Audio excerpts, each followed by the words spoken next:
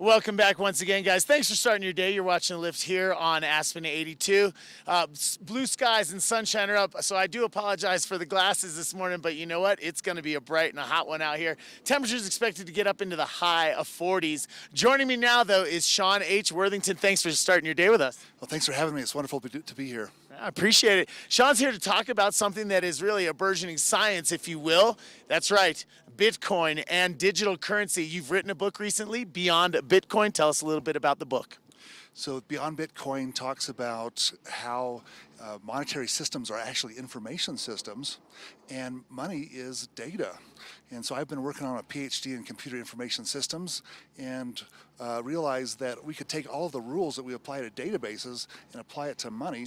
And so I started creating a philosophy, and we actually did some tests. We created a new thing that replaces blockchain. It's called raida, and we created a new currency called CloudCoin, and we think it's the world's perfect currency. And Bitcoin's got a lot of problems with it, but the future looks very bright in the world of digital currency.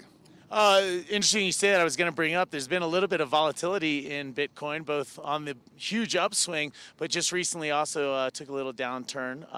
How do you explain that, or what do you think that's caused by?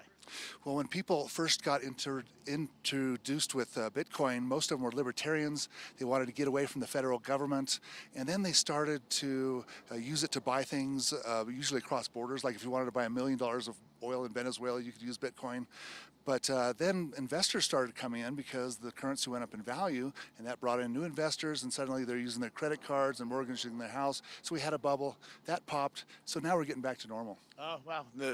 We like that, the return to normal, or the new normal, I should say. Okay, let's once again, Beyond Bitcoin, you have a website, Sean Worthington, that's SeanWorthington.com, but there's also another way to get some more information as well. That's right. If they go to cloudcoin.global, they can learn about our new currency and the new theories that we're starting to implement.